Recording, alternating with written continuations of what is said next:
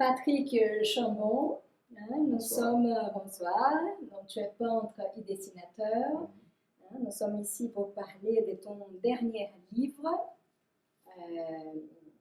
Histoire de folie, de Michel Foucault, pour parler de ta rencontre avec Michel Foucault, si j'entends bien. Ce n'est pas la première fois que tu réalises ce type de projet. Non. Voilà, car tu as déjà dédié d'autres livres dans ce même format. Peut-être que tu vas pouvoir nous parler un petit peu de ce format qui est très spécifique à toi, je crois aussi. Tu as déjà consacré 2 à Jacques Lacan. Et il y a un autre à Oscar Wilde. C'est ça. Bien. Donc des livres qui témoignent à chaque fois d'une rencontre. C'est ça. D'une résonance. C'est sûr. Voilà. D'un inspirer, respirer. Tu as ce talent graphique de faire entrer en dehors, dedans, de s'en saisir par tes dessins. Histoire de folie et non pas histoire de la folie. C'est ça. À paraphraser Lacan, on pourrait dire que la folie n'existe pas. Ce n'est qu'une par une, donc des folies. N'est pas fou qui veut, je crois qu'il a dit. Il disait ça. N'est pas aussi. fou qui veut, Exact. un truc comme ça. Oui, n'est pas Ouais. vous qui veut. Ouais. Avec Foucault, tu nous embarques dans la nef des fous, dans un univers subversif, torturé, puissant.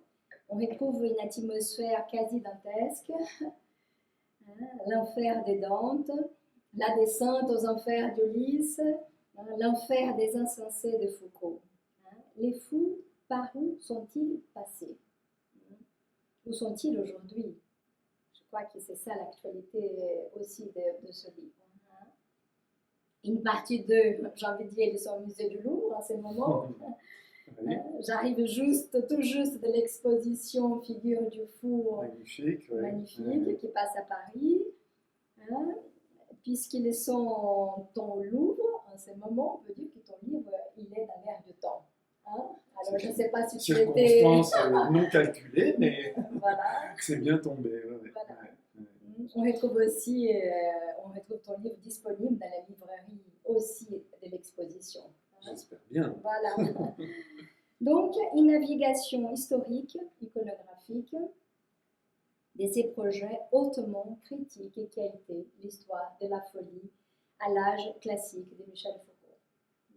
Pourquoi l'histoire de la folie, des folies, aujourd'hui? Peux-tu nous dire comment est né les projets de ces livres, ta façon de travailler, les temps que ça te prend pour faire un type d'objet comme celui-ci?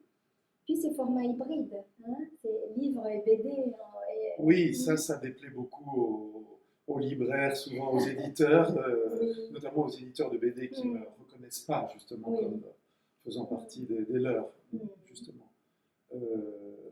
Donc oui, le format... Le projet, Alors, comment tu arrives c'est vrai là, que tu parlais de mes livres précédents. En général, c'est vrai que c'est une rencontre intellectuelle avec un texte qui m'éblouit. Donc, il y a un premier éblouissement avec un texte philosophique, disons, ou relié au langage. Tu parlais d'Oscar Wilde, c'est un livre sur les aphorismes de Wilde. Après, j'ai fait 2 livres sur Lacan, donc un sur les néologismes, en tombant sur le recueil qu'avait fait Eppel sur les néologismes.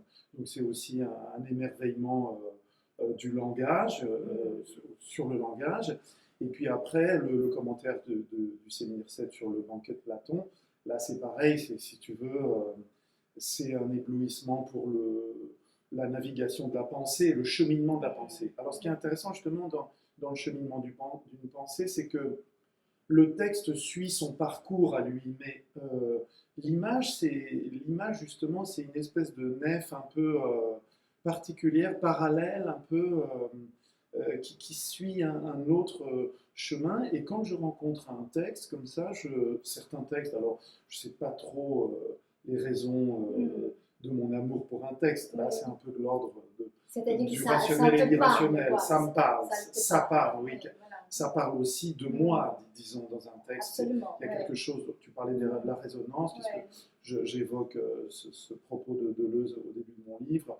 Raisonner. C'est une résonance, effectivement, ça résonne en moi, ça résonne aux deux sens du mot, il y a le son, quelque chose qui revient, et puis il y a la raison un peu. Voilà, c'est des dehors, dedans, quoi. Oui, bien sûr, voilà, ça fait un effet comme ça, retour.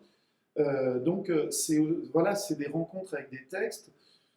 Souvent, par orgueil, ce sont des textes très difficiles, donc je me dis, comment faire confronter le travail de l'image, parce que là, c'est un travail toujours iconographique, donc c'est aussi des textes qui contiennent de manière sous-jacente, un peu dans leur dessous, un travail sur l'image aussi, mine de rien.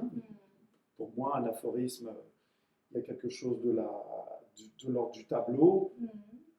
Un néologisme, bon là, quand j'ai fait venir Lacan sur scène, donc ça s'appelait Lacan la scène, c'était aussi une façon très courte de venir le faire chanter un mot, donc un mot dans sa résonance à la fois poétique, drôlatique et aussi, moi ce qui me plaisait, ce qui m'a plu avec Lacan, la façon dont je l'ai rêvé si tu veux, puisque je n'ai pas du tout connu cette époque-là, mais la façon dont je l'ai rêvé, c'est aussi qu'il y a un grand rapport au rire, et il y a un grand rapport aussi avec une façon de fabriquer une image dans le dire.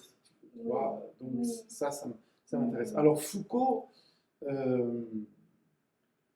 c'est aussi une rencontre avec toute une gamme de choses qui résonnent en moi, c'est-à-dire la sexualité, pourquoi à un moment donné, dans sa sexualité, on est à un moment donné, on est exclu, on est marginalisé, on est mis de côté.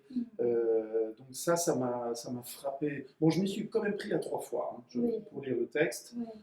Enfin non, j'ai lu le texte 3 fois, mais je m'y suis pris plusieurs fois parce que c'est pareil, c'est quand il n'y a pas la résonance, un texte comme ça ne te parle pas. C'est quand même 800 pages, c'est énorme. C'est-à-dire qu'il faut les traverser. C'est une traversée. Oui, c'est ça. Et à un moment donné, tu ne sais pas pourquoi ça parle en toi de ta vie aussi personnelle, des éléments comme ça, tu sais, qui se trouvent là-dedans. Il y a aussi un éblouissement de la beauté de l'écriture. Pour moi, c'est un très grand écrivain, Foucault, comme la beauté de l'énonciateur qui a été Lacan, par exemple, ou Wilde dans ça la tombe façon tout de le temps faire. juste. Voilà, en fait, c'est ça, en oui. tout cas, ces trois Oui, c'est ça, il y a une espèce figures de vitesse que tu choisis, qui tape juste, oui. Ça va droit Voilà, au c'est but, ça. quoi. Oui. Bon, alors que Foucault, c'est plus... Déjà, bon, dans ce texte-là, c'est le texte de sa thèse, donc c'est 61. C'est encore plus laborieux. Il disait, c'est assez donc drôle. c'est un jeune Foucault, là. C'est le jeune Foucault, il a 30 ans. 30 ans, donc il a traversé Il a déjà 30 ans. Il a quand même fait un premier livre sur la maladie mentale.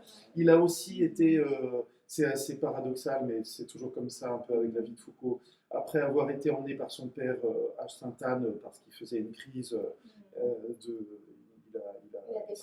il a déprimé très fort et puis il a voulu se suicider. Donc son père l'amène à Sainte-Anne et quelques temps après, il passe un diplôme de psychopathologie et il travaille avec le professeur Delay à Sainte-Anne dans le même service, il a été interné. Voilà. Enfin, interné, je ne sais pas s'il a été interné, mais il a été reçu. Et puis là, du coup, il a eu une chambre à l'école normale supérieure, une chambre privée, tout ça. Enfin, du coup, bon. Mais il y a comme ça, toujours avec la vie de Foucault, des renversements et l'utilisation aussi de problématiques qui deviennent des forces. Voilà. Donc il passe par l'expérience, c'est éprouvé même de son corps, il y a quelque chose à cet endroit-là. Mais c'est intéressant là par rapport à l'histoire de la folie, c'est qu'il d'abord il est du côté de fou. Oui, lui-même frise un peu la chose. La bascule. Sans faire trop de sauvagerie. Mais c'est vrai que j'avais jamais trop remarqué, mais en lisant, je me disais Foucault. Il y a le fou dedans. Mais direct, c'est-à-dire qu'on est quand même porté par notre patronyme. Oui, bien sûr, par signifiant. Bien sûr, il y a le fou dedans, bien sûr, c'est drôle.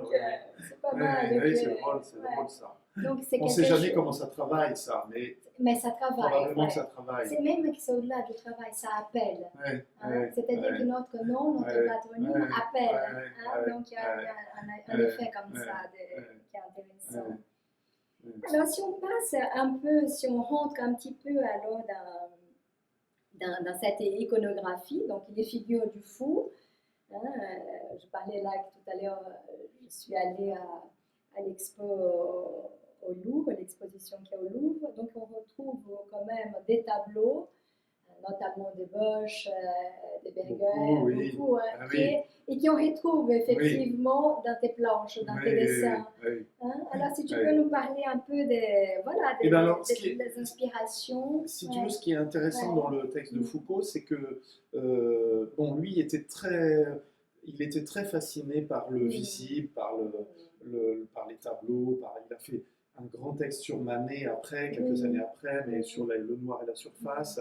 Il a fait cette ouverture sur les Ménines dans les mots et les choses qui est très important. Donc je fais une petite en exergue, un petit mot au début, mais c'était quelqu'un de très relié à la.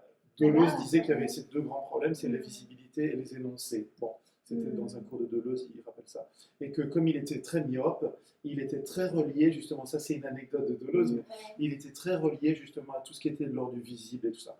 Et dans le texte de l'histoire de la folie à l'âge classique, c'est le moment où il parle énormément de la peinture. Il parle énormément, évidemment, c'est comment éviter la peinture, parce que tout le Moyen-Âge est très iconographique, évidemment, tout le rapport à l'enluminure, au texte envahi par la marge et par les marginalia, les drôleries et les choses comme ça, et les diableries. C'est joli, les marginalia, on les trouve dans tes dessins. Moi j'aime beaucoup ce travail de la marge et de l'enlumineur, justement. Tu sais, le mot enlumineur est important pour moi parce que c'est une façon de mettre les projecteurs sur un texte. Tu vois, mon travail de. D'ailleurs, dans tes dessins, on va pouvoir les voir. On voit bien que parfois Foucault même, il est dans cette marge. Oui, bien sûr, bien sûr, je le fais venir par les bords, avec moi, oui, bien sûr. Et donc le texte de l'histoire de la folie de Foucault parle beaucoup, évidemment, de la littérature, mais beaucoup des tableaux. Donc beaucoup de Bosch, Bruegel, Bosch, sont très importants, évidemment, mais il y en a pas mal d'autres. Il y a énormément Goya après, vers le 18e, parce qu'il aimait beaucoup. Fuseli est pas mal. Enfin, c'est quelqu'un qui était extrêmement érudit et très connaisseur de l'histoire de l'art. Donc, le texte est envahi d'images. Et c'est pour ça que moi, je vais les chercher aussi dans mon travail. Voilà, c'est dans ce sens-là aussi.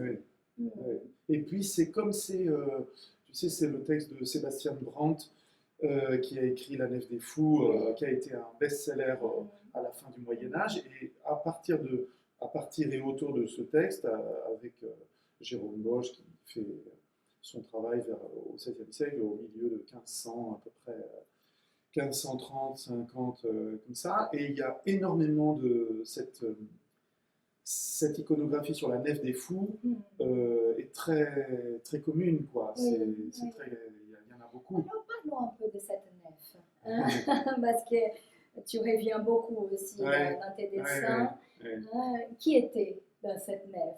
Je vais dire parce que c'était une nef, c'était on va dire une faune homogène. On n'en savait pas trop. Alors, d'après ce que dit Foucault, bon, après, il paraît que les historiens de l'art peut-être raffinent un petit peu la problématique de la Nef des Fous. Mais la Nef des Fous, c'était effectivement un bateau sur lequel on envoyait un petit peu loin de la ville, tous ceux dont on ne voulait plus, si tu veux. Donc, on a commencé un petit peu, alors on envoyait effectivement les fous, mais on envoyait toute une ribambelle d'autres gens aussi, des délinquants, les alchimistes, les hérétiques différents. Enfin bon, ça, on envoyait les gens. Et puis, c'était justement déjà, Foucault dit, il a des très belles phrases, Foucault dit que c'est déjà, si tu veux, un lieu sans lieu. C'est déjà un lieu d'enfermement, mais qui navigue. Ça va être différent au XVIIe siècle avec le grand renfermement qui va parler avec la naissance de l'hôpital général. Mais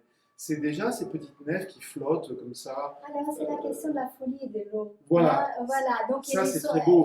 C'est très, très joli, Ouais, ça. ouais. Hein. Il y a du mouvement, Ouais, ouais, ouais. il y a, Ouais, ouais. suivre un cours comme Oui, ça. oui. Ben, justement, Foucault, il parle de... Alors moi, je greffe un autre texte de 63 qui s'appelle L'eau et la folie, qui est dans les 10 écrits. Mais c'est très beau parce que Foucault rappelle l'adéquation, si tu veux, imaginaire, métaphorique avec la folie et l'eau. Oui.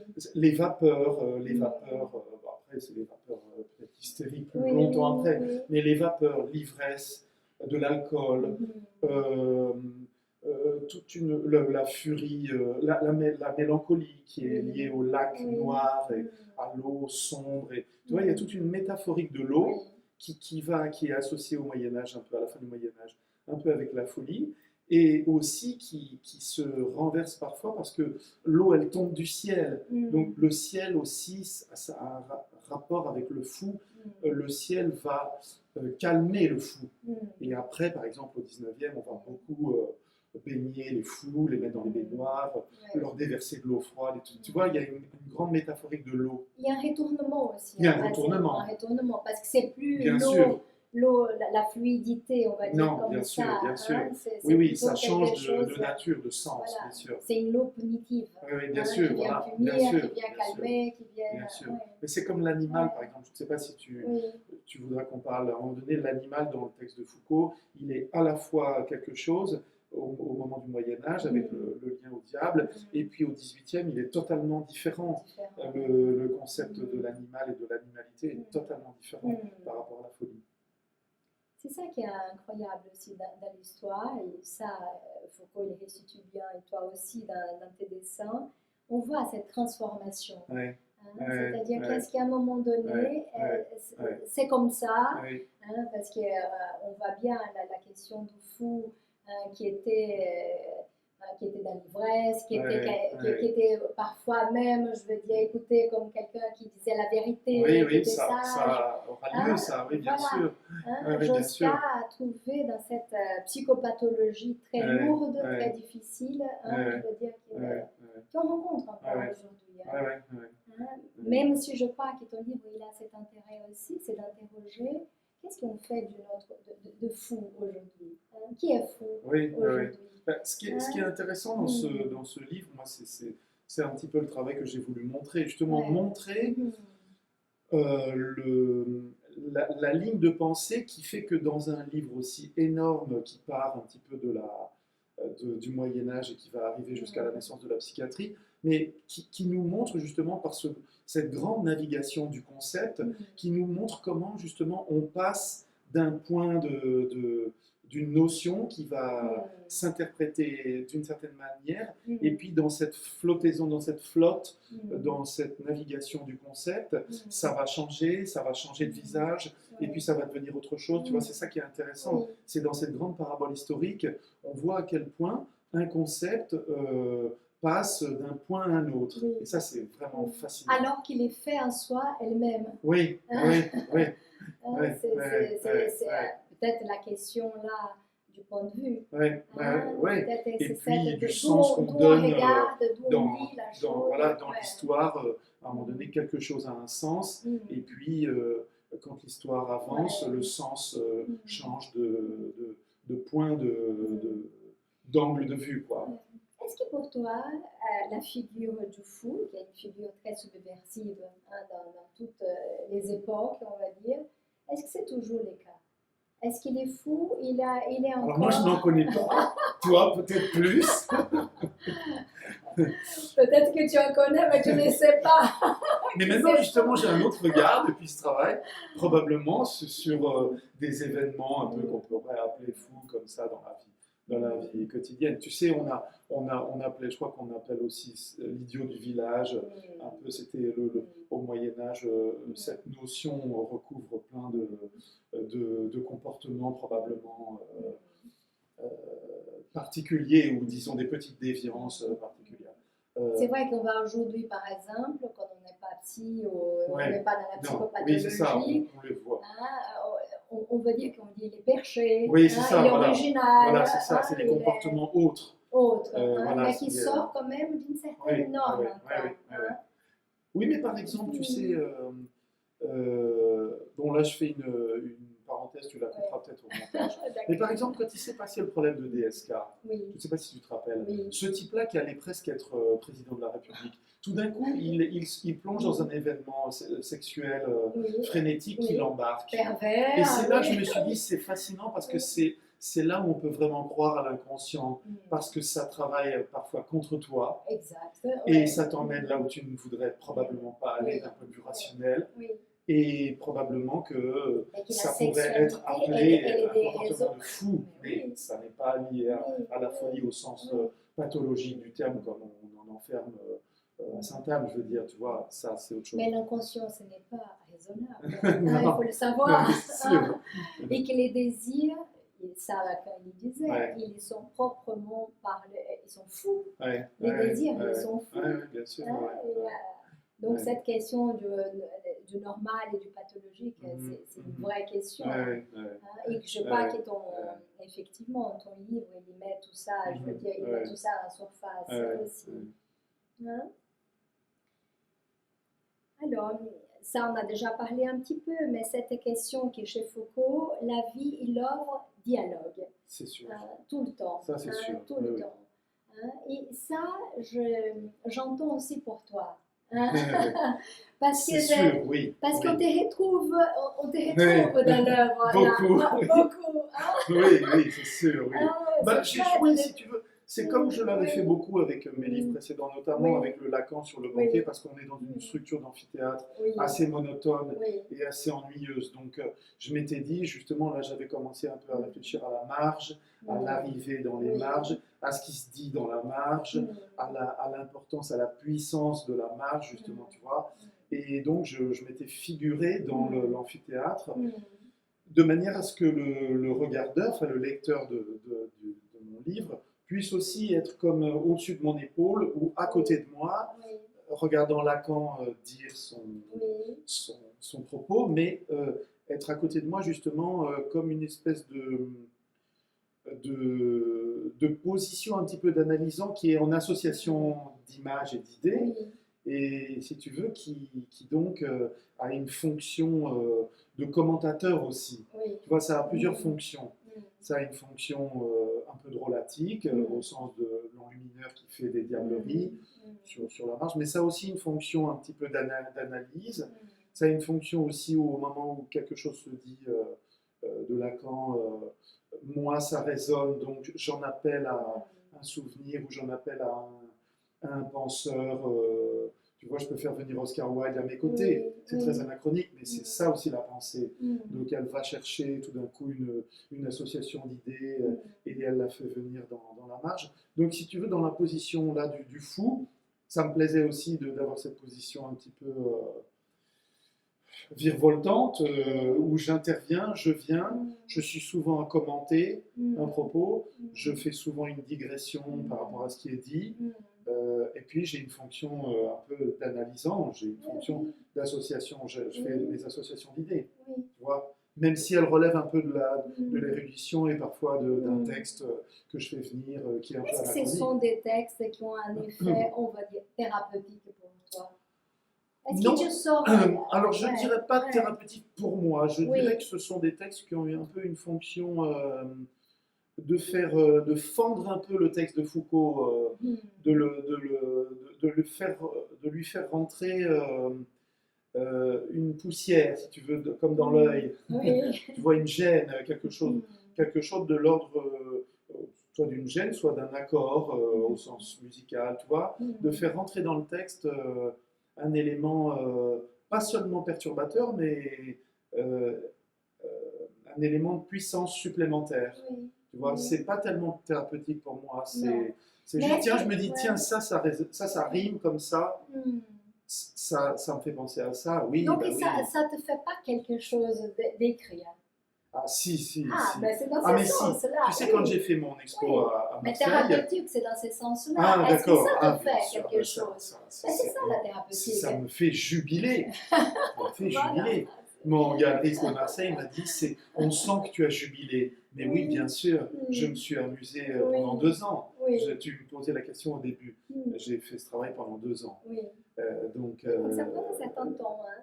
oui, C'est un grand oui, projet quand même. oui, oui, Mais oui. à côté, tu fais d'autres Oui, choses. je fais aussi d'autres D'accord. expos, tout ça. Mais si tu veux, il y a vraiment un rapport jubilatoire Oui, oui, à la d'accord. pensée. D'accord. C'est pour ça que quand je lis un texte qui me fait Ça résonne, voir, tu parles. ça résonne, oui. mais ça me fait, Oui. ça me fait Oui, mais est-ce que tu sors de là, je veux dire, transformé? Il y a la jubilation. totalement, Donc il y a oui. totalement. Oui. C'est totalement. Oui. C'est ça, c'est. Mm. Tu me parlais des fous aujourd'hui.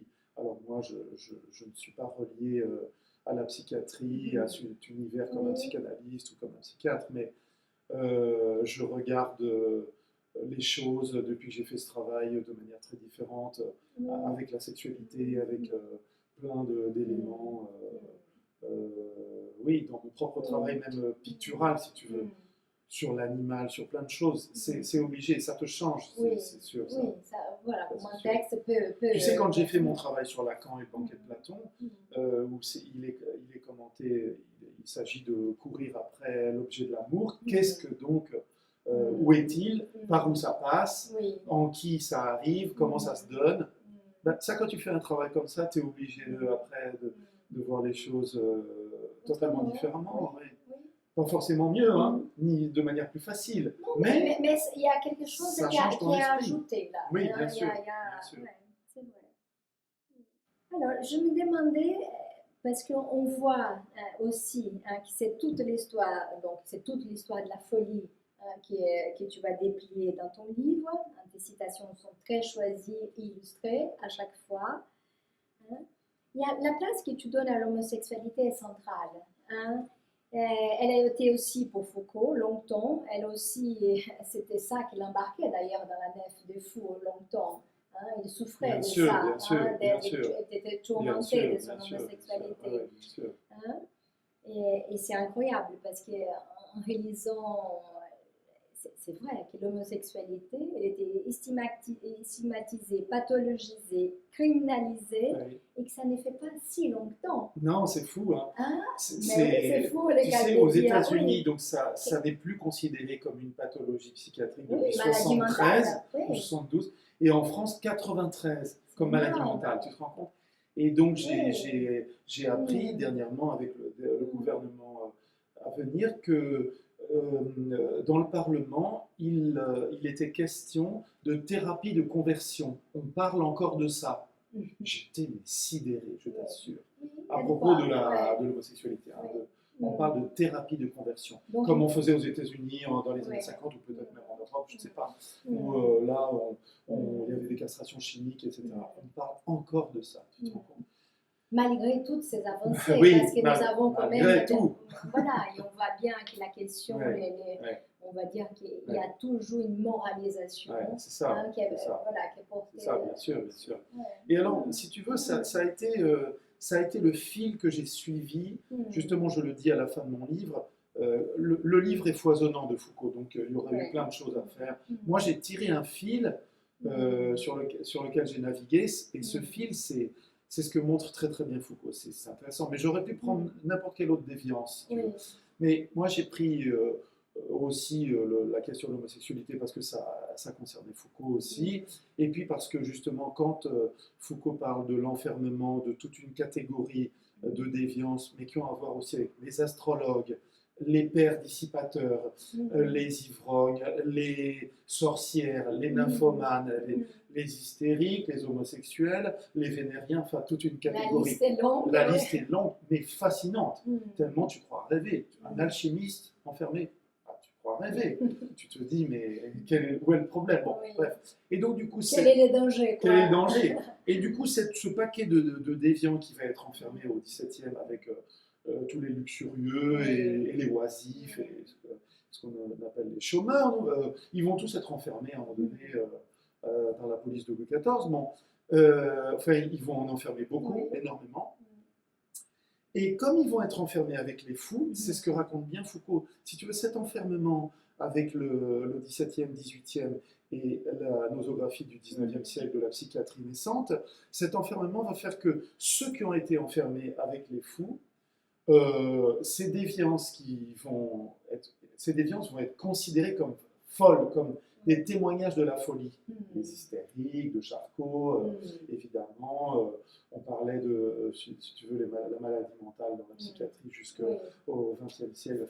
Tu vois, ça va y avoir un renversement entre les fous et les autres qu'on met ensemble. Et comme on les met ensemble, au cours du temps, justement, tu vois, on parlait de la parabole historique, et c'est ça qui est fascinant, c'est qu'au cours du temps, cette adéquation, ce voisinage va faire que va se contaminer, le voisinage va se contaminer l'un l'autre, et ça veut dire que certaines formes de la déviance vont être considérées comme liées à la folie. Et ça, Foucault montre très bien ce renversement dans le cours du temps. Tu vois. Et ça, moi j'ai suivi cette ligne, parce qu'il y a tellement de choses, c'est un livre foisonnant. Tu vois, donc, alors cette ligne, bon, moi j'ai suivi cette ligne de la déviance sexuelle, mais ce qui est très intéressant, c'est qu'elle passe par des objets conceptuels comme, alors on a dit l'eau, mais il va y avoir l'animal et le diable à la fin du Moyen-Âge, l'animal qui va être lié à la chute, à la misère chrétienne, à tout ce qui est lié à la chrétienté, à l'univers religieux. Puis il va y avoir la grande question de la famille et du contrat familial, la sexualité dans le contrat familial, la question de la reproduction, la sexualité et la reproduction. Et à la famille, puis tu vois, il va y avoir à nouveau la famille, à nouveau l'animal de manière différente, puis la naissance de la psychiatrie. Tu vois, il va y avoir des grands objets comme ça, mais dans ces objets-là, on peut suivre, comme moi je l'ai fait, un point, qui est le point de la sexualité et de la déviance, parce que après Foucault va faire l'histoire de la sexualité, 4 tomes qui sont énormes, donc tu vois, ce point est déjà là de manière très très fondamentale. D'ailleurs, on voit à la fin de ton livre que tu ouvres à ça, oui, donc on attend la suite. Oui, on est un peu dans les années 80 naissance, la dernière image. Et on sait aussi que c'est là, que c'est ces années-là aussi qui Foucault aussi il s'affranchit là de quelque chose. Oui, et le pauvre, la maladie va le rattraper par là aussi, tu te rends compte que c'est aussi par là que ça va l'attraper, par la sexualité. Oui, mais parce qu'il y a un prix à la sexualité, oui. là, il faut le savoir aussi. Ce n'est pas pour rien non plus qu'il y a les prudes. Mais chacun choisit, c'est lui qui est prêt à payer. Il y a ça aussi. Ça, parce que toute sexualité, si on laisse, je veux dire, comme dit Lacan, les désirs sont à proprement parler fous. Si on laisse, je veux dire, les il dit désirs, ça, Lacan, textuellement, à proprement parler fou, les désirs, c'est-à-dire que si on laisse, je veux dire, cours libre à ces désirs fous, c'est l'enfer. Oui, c'est très inquiétant, oui. De toute façon, tout le monde le sait. C'est pas que c'est inquiétant. Non, mais je veux dire, ça t'emporte. Ça l'emporte, parce que, je veux dire, on va dire qu'on a, on va dire, quelque chose d'un degré ou d'une continuité qui va y aller de ces désirs qui sont à proprement parler fous à la jouissance, et à la jouissance a à faire avec la pulsion de mort. Donc il faut savoir, c'est-à-dire on peut y aller jusqu'au bout, pourquoi pas, mais il faut savoir qu'il y a un allant jusqu'au bout et un prix. C'est ça la question. Et je crois que Foucault, il était très entier dans ça aussi. Oui, paraît-il, oui. Mais oui, parce que ça faisait partie de sa démarche. Oui, c'est sûr. Il ne pouvait pas ne pas... Oui, c'est sûr.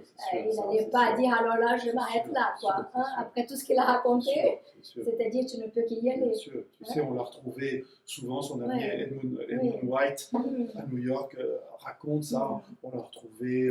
une ou deux fois recroquevillé dans les saunas gays parce qu'il avait pris un peu trop de LSD, qu'il fallait aller le chercher. Bon, c'est ce qui est fascinant aussi avec Foucault, c'est que c'était quelqu'un qui montrait ce qu'il était aussi dans tout son panel d'humanité, même au sens c'est peut-être même là qu'il petit. Oui, probablement. Oui, parce que je veux dire, il allait un homme libre. La liberté dérange. Oui, c'est sûr. Dérange parce que c'est pas tout le monde, à part les fous, qui sont libres parce qu'ils ne sont pas choisis. Mais ils sont. On ne choisit pas. C'est pas fou qui veut. C'est ça.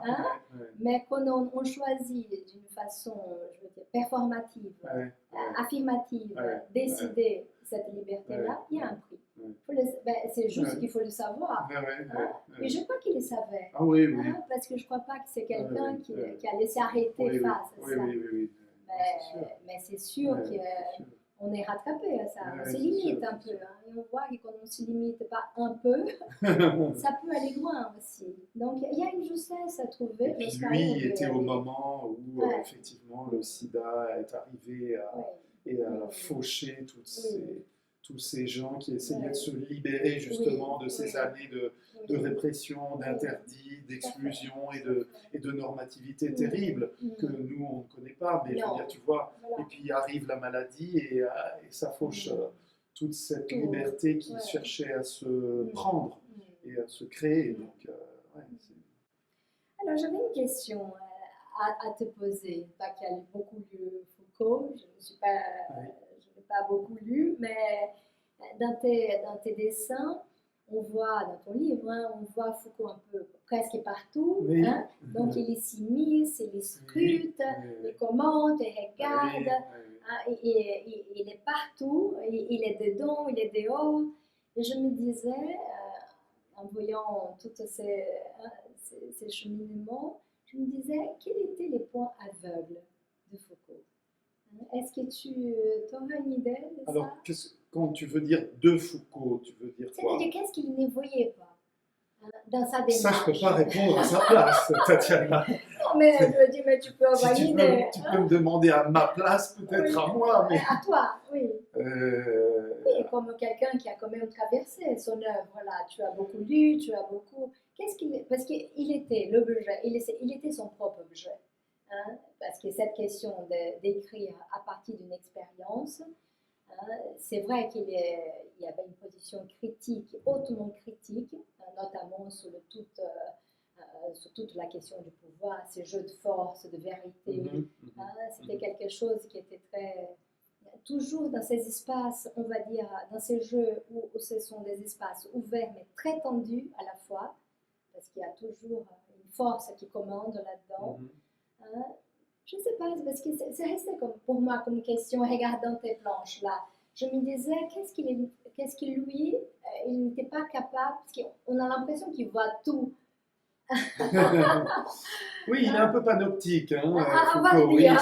bah oui, il est un peu panoptique. Il y a un mais- côté un peu obsessionnel dans sa démarche, on va dire comme ça. Il laisse rien. En même temps, tu sais, c'est passer, très connu ouais. qu'il était très très humble. Oui. Daniel Defer disait ça. Je voyais encore un post Facebook où Oui. il disait ça. C'était un homme effectivement d'une grande intelligence, ça, c'est l'évidence. Mais... Donc, non, je ne peux pas du tout répondre à ça au sens où. Est-ce qu'il voyait tout Alors, justement, je ne crois pas du tout à cette formule parce que tout au long de sa vie, par exemple, moi, dans mon livre, je passe par un cours du Collège de France qui est un de mes préférés, qui est le pouvoir psychiatrique, qui date de 1974. Bon, c'est donc 15 ans après l'histoire de la folie, tu vois, c'est 60, 61, donc c'est quand même bien après. Et justement, et Foucault, Deleuze rappelait ça, Foucault a fait ça toute sa vie. Il revient sur des problématiques qui lui semblent maladroites de ses textes précédents. Et donc, il était très critique avec. C'était pas du tout le génie absolu qui dit j'ai fait des choses immenses, inattrapables, tu vois. Non, toute sa vie, et Deleuze le disait à la fin dans son livre sur Foucault, en 86, il rappelait ça, puis dans ses cours que j'écoutais il n'y a pas très longtemps, il disait vraiment ça, qu'il y avait une grande humilité sur ses concepts et il revenait beaucoup sur les idées. Donc tu vois, la tâche aveugle, il en avait eu. Oui, mais la tâche aveugle, c'est ce qu'on ne voit pas. Oui. Parce que ça, il voyait. Il disait, bon, mais peut-être qu'ici, c'était à un moment donné. Là, 10 ans sont passés, on va réinterroger un concept 10 ans après. Donc il avait cette capacité de se remettre, je veux dire, en jeu. Que Lacan avait aussi. Il pouvait se remettre en jeu. Freud aussi, d'ailleurs. S'y remettait en jeu. Les analystes aujourd'hui s'y remettent certains, pas tous. Il faudra couper. Il faudra couper ça. Mais c'est vrai. Mais parce que ça me fait penser, c'est-à-dire Lacan parle. Qui est l'homme quand il naît, je veux dire qu'il est déjà prêt, on va dire qu'il est déjà là avant d'être né. Oui. Voilà. Dans le langage des parents, etc. Voilà. Oui, dans l'héritage comme ça. Oui. Et qu'il naisse avec un tatouage derrière la nuque. Ça, c'est une phrase, une formule de Oui, Lacan, Lacan, il quelque en chose parle comme de ça. Ah, ça, d'accord, voilà, d'accord. Ah, comme un d'accord, qui ne animal le voit marqué. pas, ils sont marqués par derrière, Voilà. par l'arrière. Donc ici, il y a une marque, un tatouage, Et le psychanalyste, Derrida disait, sa fonction, c'est de venir par l'arrière. en plus. Hein, il vient par derrière. Bon, mais c'est pas lui qui va dire, Bon. voilà, qu'est-ce qu'il y a écrit là Non. derrière. Hein. Non, Non. parce qu'il est là, il ferme les yeux. Ah non, il regarde, mais il écoute, il regarde, il y a des images qui viennent aussi. Non, mais je me disais, quel était ces tatouages-là chez lui?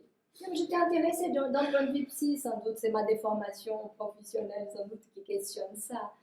Hein, alors, je sais pas. Je sais pas, bah, tu sais, il a enlevé un bout de son nom, il s'appelait Paul Michel, hein. Mais son père appelait tous les... Son père s'appelait Paul, Oui, et son père, Paul Foucault, c'est un chirurgien. Tu Oui. vois aussi, Oui. les liens sont oui. énormes. Oui. Enfin, je veux dire, tu vois, c'est quand même Foucault C'est qui une a famille des naissance médecins. de la clinique, Oui. maladie mentale et personnalité, ça c'est au moment de l'histoire de la folie, tu vois. Bon, Ouais. bref. Donc c'est un univers très, Hmm. très Familial, répertorié. voilà, Ouais. c'est ça. Et puis donc il a enlevé le Paul parce qu'il ne voulait pas que ça fasse Paul Mendes France, un écrivain. Oui. Hein. Donc il s'est enlevé un bout. Donc il s'est enlevé un bout, puis il détestait son père. Hmm. Bon, il a toujours eu Oui. de très bons rapports. Bon, là, je ne veux pas faire ma psychanalyse Non, de non, comptoir, non, bien non, sûr, mais oui, oui. tout ça pour te dire que je ne peux pas du tout répondre à ça, Ouais. d'autant plus que moi, j'ai ma façon de le lire aussi. Puis Oui, des c'est philosophes ça, ouais. te diraient autre chose. Et, Non, c'était pas une question, et si ils tu avais une idée. Ouais, non. Voilà, sinon, Ouais, non, ouais, ouais, ouais. ouais. Parce que ça m'est resté, parce que je me dis, Ouais. mais il est partout, il voit tout. Ouais. Donc, Ouais. il y a sans Ouais. doute Ouais. un endroit. Bah, tu sais, ce qui est intéressant dans le panoptique, c'est pour ça, moi, à un moment donné, je le fais venir, le panoptique. Malgré tout, c'est quand même surveiller et punir 75.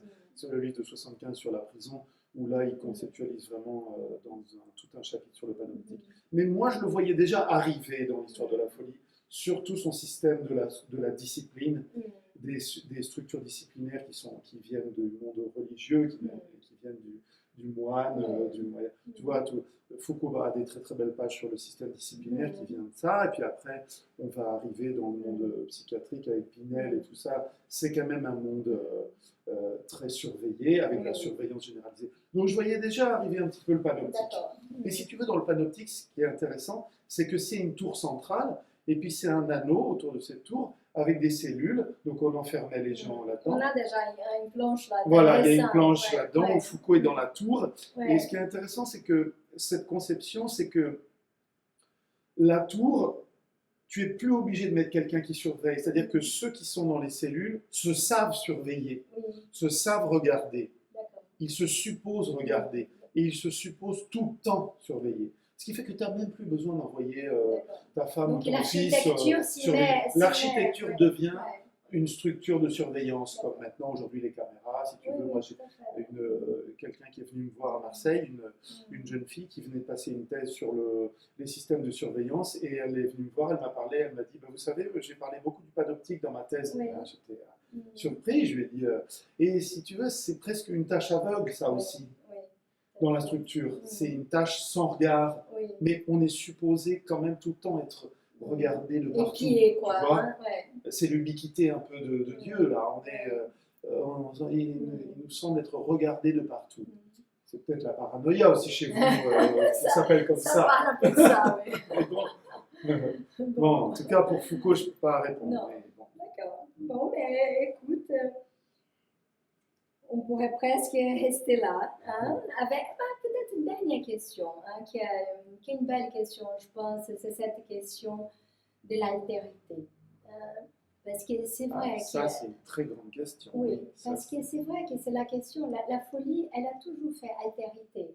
Hein, c'est-à-dire que c'est là où on peut, je veux dire, s'adresser, avoir peur. Donc, il y a quelque chose qui est à garder, j'ai envie de dire, hein, dans cette idée. Et d'ailleurs, c'est beau parce que justement, je lisais le catalogue du Louvre hier soir dans mon lit, et il y a une formule, mais alors là, je ne vais pas savoir la rappeler exactement, de Saint Paul, qui dit c'est parce que le fou est autre qu'il a une place auprès de Dieu, un truc comme ça, à la Saint Paul, quoi. Mais si tu veux, et donc du coup ta question, elle est particulièrement intéressante pour moi, c'est que, par exemple, tu me posais la question de l'homosexualité. Mais si on efface le mot et si on met à sa place le mot l'autre, Oui. l'altérité, Mm. ça fonctionne comme ça. C'est-à-dire que tout le livre te montre à quel point, finalement, à un moment donné, quand tu n'es plus dans la structure du même, quand on ne se ressemble plus, Ouais. tu sais, c'est les mots et les choses, ça, ce Oui. grand livre sur le même, la ressemblance.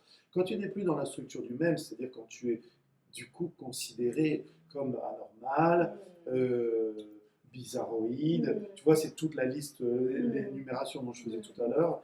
Quand tu es dans cette considération, justement, quand tu isoles un personnage de la société, que tu le regardes comme autre, comme justement, tu l'altères en tant qu'il est l'altérité, et bien justement, c'est un peu l'histoire de la folie, ça. C'est-à-dire qu'on enferme les gens, à un moment donné, on fait le grand renfermement du XVIIe siècle avec l'hôpital général, on va enfermer tout plein de gens avec les fous, parce que tout d'un coup, la luxure, l'oisiveté, tous ces gens-là, les bizarreries sexuelles, les déviances, tout ce que justement la société va considérer comme son autre, tu vois, comme quelque chose qu'elle ne veut pas, auquel elle ne veut pas faire place. Donc elle va l'enfermer comme autre, et ça va devenir justement une chose totalement qui relève de l'altérité, quoi, du tout autre, de quelque chose qu'on ne comprend pas comme soi-même, comme à l'intérieur de soi-même, tu vois. Donc c'est pour dire qu'effectivement on ne peut pas faire sans l'autre, c'est-à-dire que c'est un et on a beau l'autre. l'enfermer, il est là, tu vois, c'est comme la nef du fou dont on parlait tout à l'heure, on a beau le mettre sur l'eau et puis le faire flotter au loin, mais le rivage nous le ramène, l'autre. En nous, en soi. Et alors du coup, on est obligé de faire une structure d'enfermement, mais dans l'enfermement, à un moment donné, ça déborde l'enfermement. Et on est obligé, Pinel va déchaîner les fous, va les dire, bah non, il y a les fous, et puis il y a les non-fous, donc il faut les séparer. Donc on va les faire sortir. Mais en même temps, la psychiatrie récupère et va dire, ah ben non, maladie mentale jusqu'en 90 en Europe, en France, et puis en 73 aux États-Unis, donc va dire, bah non, autre, déviance, anormalité, exclusion. Enfin, tu vois, la question de l'autre, pour Foucault, ça devait être une grande question, un grand objet. C'est pour ça qu'il a beaucoup, peut-être, probablement attaqué aussi dans son histoire de la sexualité, la psychanalyse, parce que probablement que les psychanalystes ont dû supposer que la structure du cabinet devait ressembler à la structure un peu du confessionnal pour Foucault et de l'aveu, du système d'aveu. Oui, il en a parlé aussi dans le dernier tome Les aveux de la chair. Il parle beaucoup du système du confessionnal. Et quand on lit la structure du confessionnal telle qu'elle était conceptualisée au Moyen-Âge et tout ça, effectivement, on voit que ça résonne, bien sûr. À ceci près que quand on vient parler à un analyste et qu'il y a aveu, c'est plutôt un bon signe. Oui. Oui. C'est-à-dire que ça veut dire, parce que dans l'analyse... Ça ne se retourne pas contre toi, quoi. Non, oui. C'est-à-dire que dans l'analyse, quand il y a aveu, il y a dire vrai.